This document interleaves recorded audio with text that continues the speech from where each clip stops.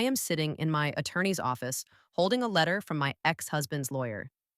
The letterhead reads like a bad joke: Marcus Williams versus Victoria Williams for emotional distress and public humiliation. 6 months ago, if someone told me I would be here reading this ridiculous lawsuit, I would have laughed. But 6 months ago, I also believed my husband when he announced to our entire family that I was pregnant. I had no idea that my husband had just used my body as a shield for his biggest betrayal. Before I tell you how this nightmare unfolded and how I got my revenge, let me know in the comments where you are watching from, and do not forget to hit that like button and subscribe for more stories that prove karma always finds a way. Trust me, you are going to want to see how this unfolds. Marcus and I had been married for 4 years when this story begins. I was 28, working as a marketing coordinator for a local firm, and he was 32, a sales manager who seemed to travel more frequently as the months passed. We had been trying to have a baby for almost 2 years, and the journey had been exhausting. Doctor visits, fertility tests, tracking ovulation, taking supplements, changing diets. Each month that passed without success felt like another small failure, another crack in what I thought was a solid marriage. The stress of infertility was taking its toll on both of us, but Marcus seemed to handle it differently than I did. Where I became more determined, more hopeful with each attempt, he grew distant. He started working late more often, volunteering for business trips that took him away for days at a time. When he was home, he seemed preoccupied, always checking his phone, stepping outside to take calls. I convinced myself that he was just dealing with work pressure, and that once we had a baby, everything would return to normal. That Saturday evening in October changed everything. We were at his parents' house for dinner, a monthly tradition that included his mom, dad, his younger sister Sarah, and several family friends. About 15 people total gathered around their large dining table, sharing stories and catching up on life. I remember feeling particularly tired that evening, declining the glass of wine his mother offered and picking at my food more than usual. Halfway through dinner, Marcus suddenly stood up, tapping his knife against his wine glass to get everyone's attention. My stomach dropped because I had no idea what he was about to say. The room fell quiet, all eyes turning to him with expectant smiles. "I have an announcement to make," he said, his voice carrying across the dining room. "Victoria is pregnant." The reaction was immediate and overwhelming. His mother, Diana, burst into tears of joy, pressing her hands to her heart. His father, Robert, started clapping and stood to shake Marcus's hand. Sarah screamed with excitement and jumped from her chair. The family friends erupted in cheers and congratulations, reaching across the table to pat us both on the back. I sat frozen in my chair, my fork halfway to my mouth, staring at Marcus in complete shock. We had not discussed this. I was not pregnant. I had taken a test just 3 days earlier, and it was negative like all the others had been. My mind raced, trying to understand what was happening, why my husband was lying to everyone we cared about. But there was no time to process because suddenly everyone was focused on me. Diana rushed around the table, tears streaming down her face, pulling me into a tight embrace. "Oh, honey, I am so happy for you both," she whispered in my ear. "This is the best news we could have asked for." Sarah was next, wrapping her arms around me and practically bouncing with excitement. "I am going to be the best aunt in the world," she declared. "When are you due? How far along are you? Do you want a boy or a girl?" The questions came rapid fire from around the table. Everyone wanted details, wanted to share in our joy, wanted to plan for this baby that did not exist. I felt Marcus's hand on my shoulder, squeezing tight enough that it almost hurt. And when I looked up at him, there was something in his eyes that I could not quite read. Warning, maybe, or desperation. We wanted to surprise everyone. I managed to say, my voice sounding strange and distant to my own ears.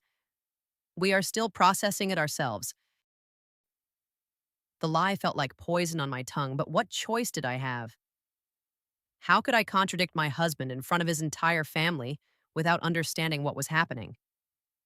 So I smiled, accepted the hugs, answered the questions as vaguely as possible, and felt like I was watching the scene unfold from outside my own body. The rest of the evening passed in a blur of congratulations and baby talk. His mother immediately started planning a nursery. His father talked about setting up college funds, and Sarah began discussing baby shower themes. I nodded and smiled until my face hurt.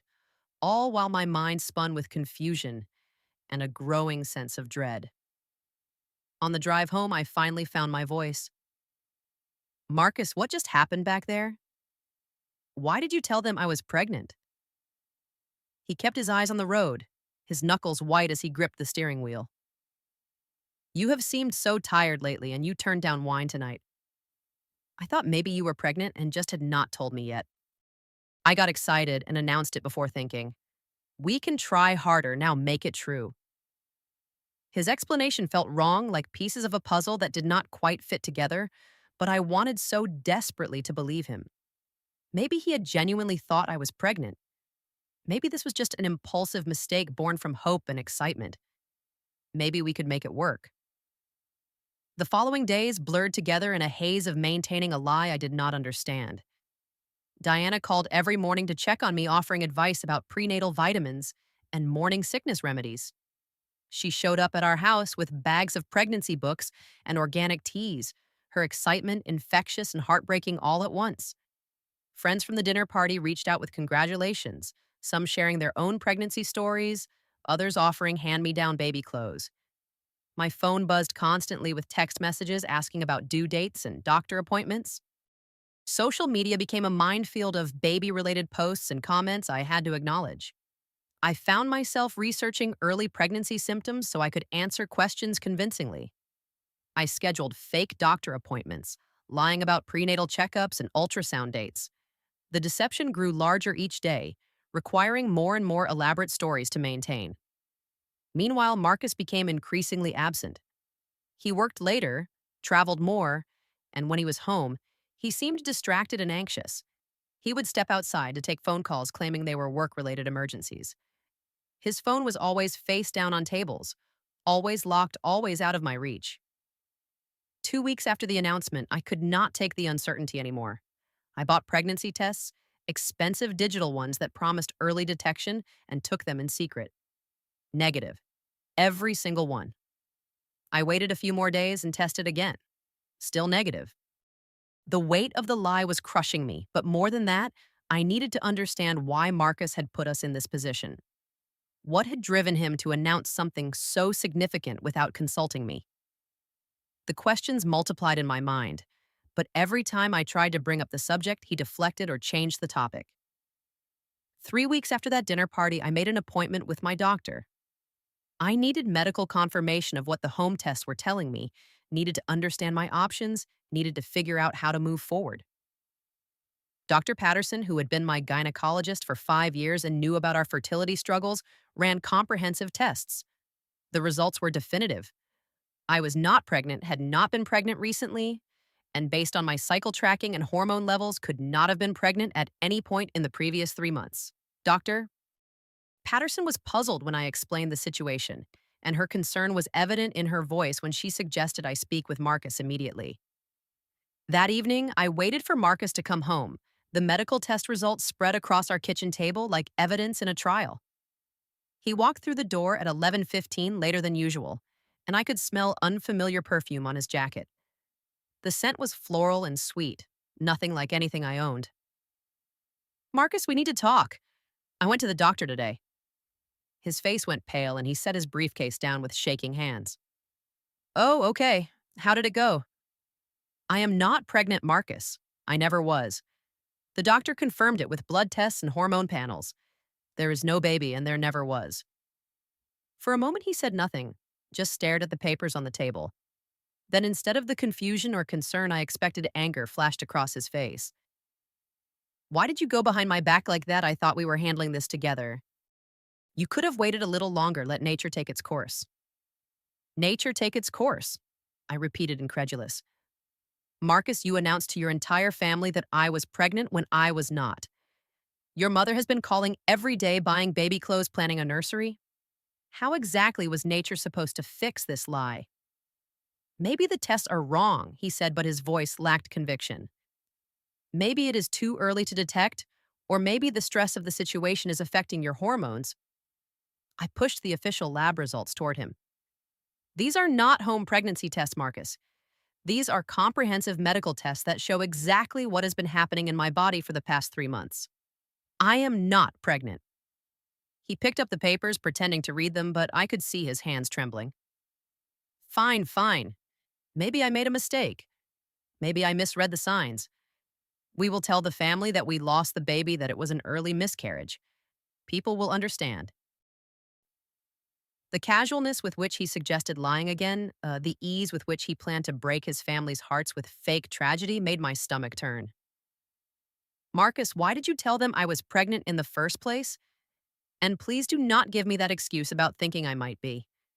You know how carefully I track my cycles, how hopeful I get every month. You would have known if I thought I was pregnant. He stood up abruptly, pacing to the window. Look, Victoria, I made a mistake. Okay, I was excited.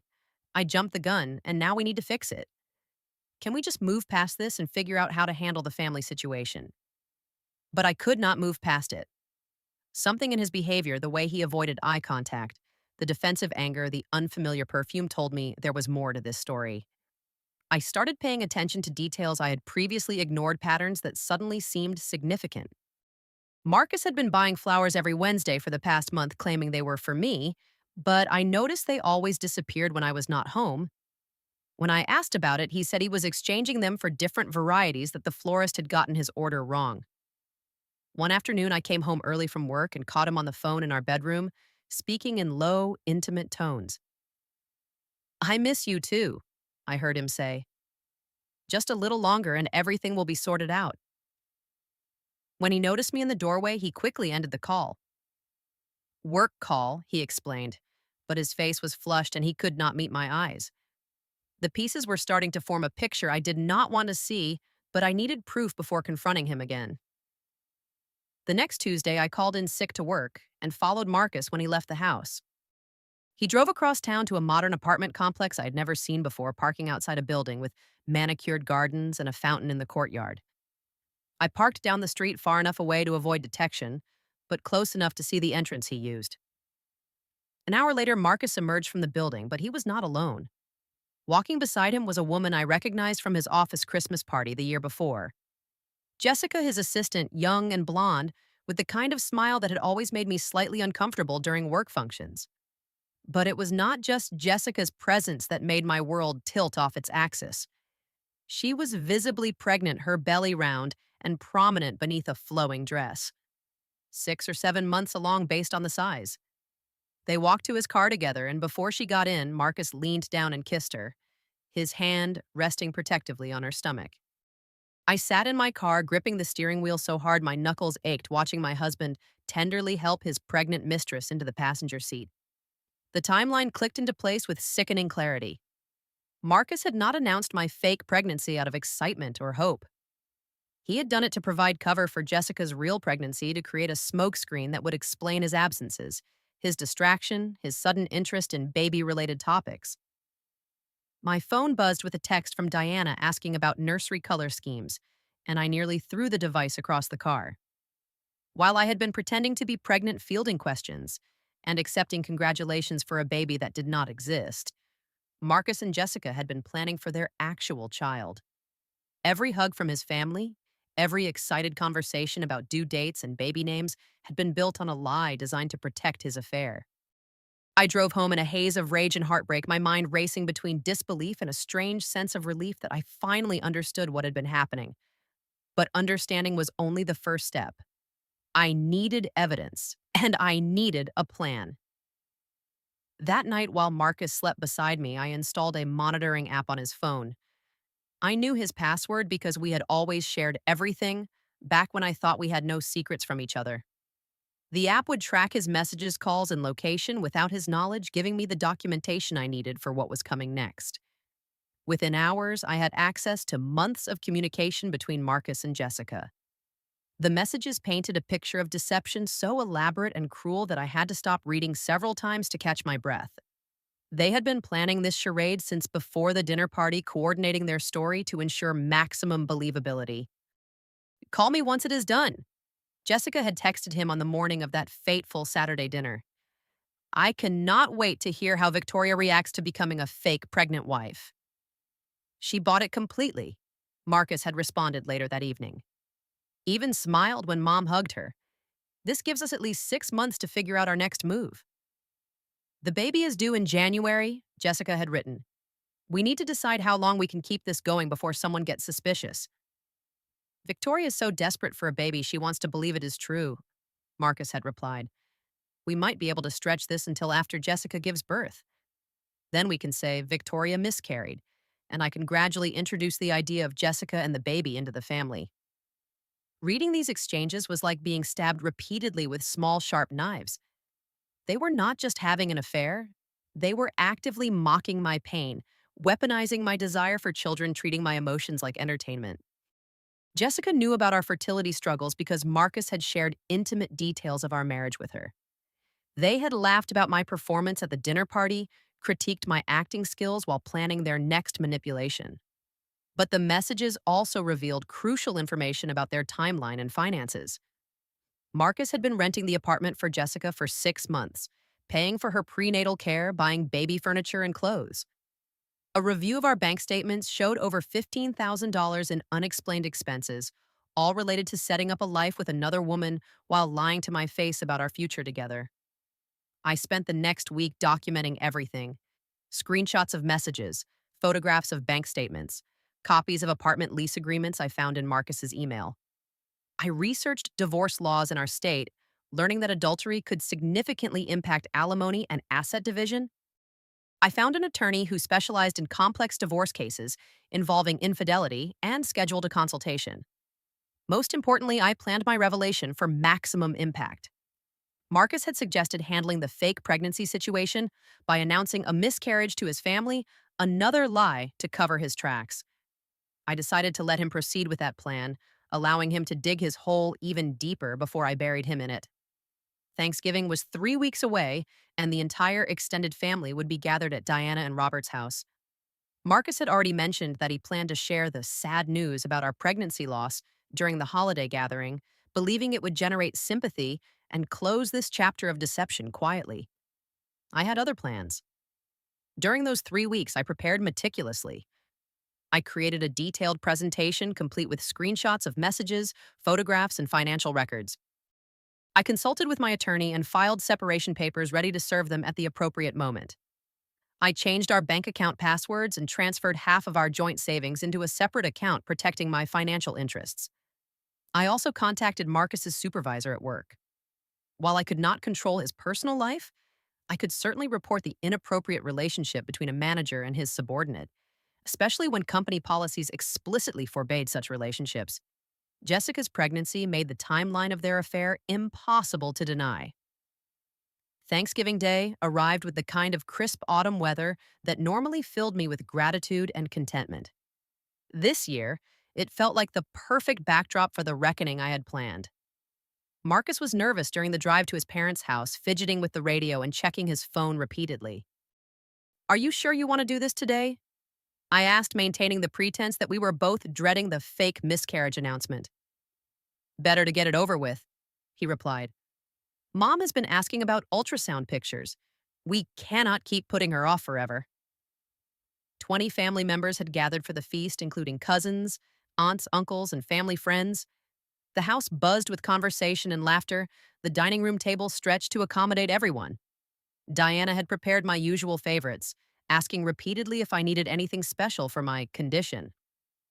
Halfway through dinner, Marcus stood and tapped his wine glass, just as he had 2 months earlier. The room quieted, expecting another joyful announcement. I need to share some difficult news. He began, his voice appropriately somber. Victoria and I lost the baby last week. We wanted you all to know, but we are still processing the loss and would appreciate some privacy as we grieve. The reaction was immediate and heartbreaking. Diana gasped and pressed her hand to her mouth, tears filling her eyes. Robert reached across the table to squeeze Marcus's shoulder. Sarah started crying openly, and several family members murmured condolences and expressions of sympathy. I let the moment settle, allowing everyone to absorb the supposed tragedy before standing from my chair. Actually, there is something everyone needs to know before we go any further. Marcus looked at me with confusion and growing alarm as I walked to the living room and returned with my laptop. I was never pregnant, I announced, connecting my computer to the large television mounted on the dining room wall. Marcus lied to all of you to cover for his pregnant mistress. The silence that followed was deafening. I clicked through my presentation, methodically showing screenshots of messages between Marcus and Jessica, photographs of them together, at her apartment, bank statements, documenting his financial support of her pregnancy. Each slide revealed another layer of deception, another month of elaborate lies. This is Jessica, Marcus's assistant. I explained, displaying a photo of them kissing outside her apartment building. She is 7 months pregnant with his baby. He announced my fake pregnancy to provide cover for their affair, to explain his absences and distracted behavior while they planned their life together. Diana was openly sobbing now, staring at her son with a mixture of disbelief and horror. Robert's face had turned red with anger, and Sarah looked like she might be sick. The extended family sat frozen, unsure how to react to this public dismantling of everything they thought they knew about Marcus and me. The messages show that they planned this deception from the beginning. I continued clicking to screenshots of their communications. They laughed about how easily I believed the lie, how desperate I was for a baby, that I would pretend to be pregnant to make you all happy. Marcus tried to speak, attempted to leave, but his father blocked his path to the door. Son, you better explain what is happening here right now. The pressure finally broke him. Marcus collapsed into his chair and admitted to the affair, to the pregnancy, to the elaborate web of lies he had constructed. He begged for forgiveness, claimed he had never meant for things to go so far, insisted that he still loved me despite everything. I let him finish his pathetic explanation before delivering my final blow. From my purse, I pulled out the separation papers I had prepared. I am filing for divorce, I announced. I have changed the locks on our house, and your belongings are packed and waiting in the garage. This marriage is over.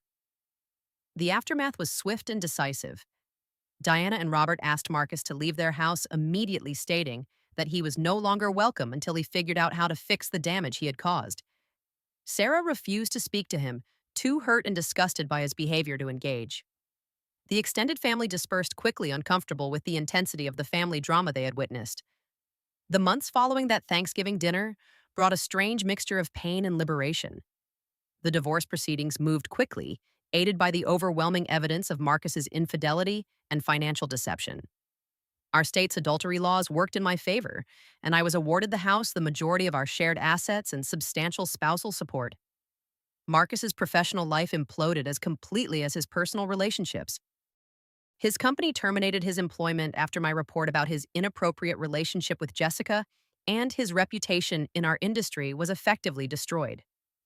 Finding new employment proved difficult when potential employers discovered the circumstances of his termination. Jessica was also fired, though she received some sympathy due to her pregnancy. However, their relationship did not survive the pressure of public exposure and financial instability. By the time their baby was born in January, they were no longer together, leaving Marcus to navigate single fatherhood, while job hunting and dealing with the legal consequences of his choices. The story of my public revelation spread through social media, shared by family members and friends, until it reached thousands of people. I received messages from women who had experienced similar betrayals, thanking me for showing them that they were not alone, that they did not have to accept humiliation and deception silently. Initially, the support was overwhelming and helpful, but I also had to learn to process the trauma Marcus had inflicted. Therapy became essential as I worked through the complex emotions surrounding his betrayal. It was not just the affair that hurt. It was the calculated cruelty of using my desire for children as a weapon against me, the months of lies that made me question my own judgment and sanity. Slowly, I began to rebuild my life on my own terms. I rejoined activities I had abandoned during my marriage, rediscovered hobbies and interests that had been neglected.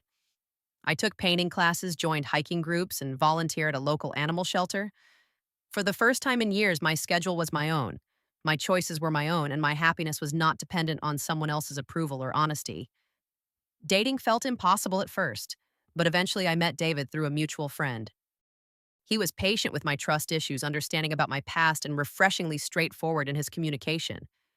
Our relationship developed slowly, built on honesty and respect, rather than the desperate hope and willful blindness that had characterized my marriage to Marcus. This morning, exactly 6 months after that Thanksgiving dinner, I received a letter from Marcus's attorney.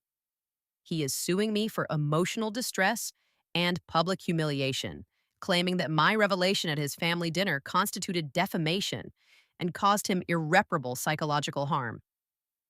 I read the letter twice before calling my attorney, laughing so hard that I could barely speak coherently. Marcus has no idea what I have prepared for him in response to this latest attempt at manipulation and control. During that Thanksgiving dinner, I had been recording audio on my phone, capturing every word of his confession, every admission of guilt, every detail of his affair and deception. His lawsuit has opened the door for me to counter-sue for emotional distress fraud and financial abuse, backed by hours of recorded evidence of his admissions. Jessica, now struggling as a single mother with limited employment prospects, has agreed to testify against Marcus in exchange for my support in pursuing child support and custody arrangements. She realizes that her best chance at stability involves distancing herself from his continued attempts to manipulate and control the narrative of their relationship.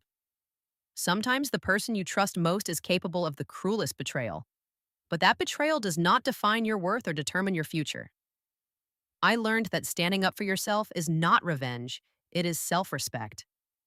Marcus tried to make me complicit in my own humiliation, but in the end, his lies became the foundation of my freedom.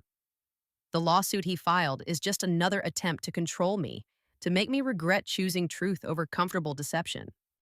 But I am not the same woman who smiled and pretended to be pregnant while he laughed behind my back. I am stronger, wiser, and I know my value. And sometimes the best revenge is not planned at all. It is simply living well while karma handles the rest. I hope sharing my story helps others recognize when they are being manipulated and gives them the courage to demand better. What would you have done in my situation? Have you ever discovered a betrayal that changed everything you thought you knew about someone you trusted? Share your thoughts in the comments below, and do not forget to like this video if my story resonated with you. Subscribe for more real-life stories about overcoming deception and finding strength in truth. Hit that share button if you think someone in your life needs to hear that they deserve honesty and respect in their relationships. Thank you for listening to my journey, and remember that your truth is always more powerful than someone else's lies. Until next time, keep choosing courage over comfort.